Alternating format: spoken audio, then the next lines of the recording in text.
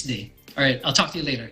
Let's head over to the Evergreen State. A Central Washington farm has just been fined one of the largest amounts in state history for violation of workplace health and safety. In Everett, Eagle News correspondent Michael Hudson tells us more. Thank you. So the main story for today is that a farm in Central Washington just received one of the largest worker safety and health fines in state history.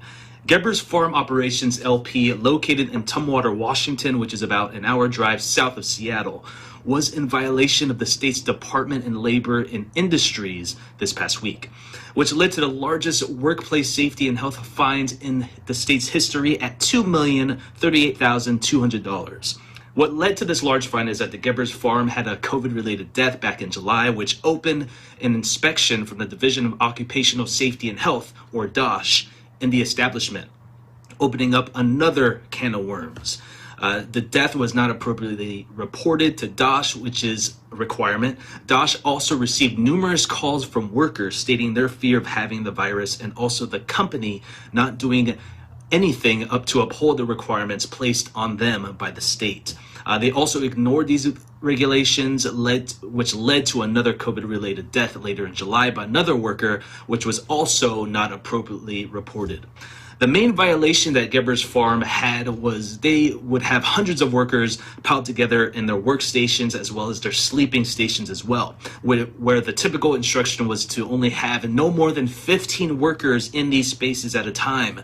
So this triggered more and more unannounced visits by DOSH, which revealed more and more violations. According to LNI Director Joel Sachs, and I quote, "This farm clearly understood the steps they were required to take to keep workers safe and prevent the spread of the coronavirus. Gebbers made it very apparent to investigators they had no intention of following the rules as written regarding temporary agricultural worker housing and transportation," and I end quote. In total, the investigation found 24 violations, 12 for unsafe sleeping arrangements and 12 for unsafe worker transportation.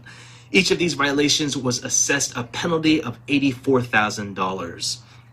Gebbers Farm will have 15 days to appeal these penalties, and the money paid by them will be included in an LNI pension fund, specifically aiding the families and workers of those who died on the job. As of right now, in the state of Washington, there are 232,000 positive cases with 3,214 deaths. Reporting from Everett, Washington, I'm Michael Hudson, Eagle News. We live in interesting times. Back to you.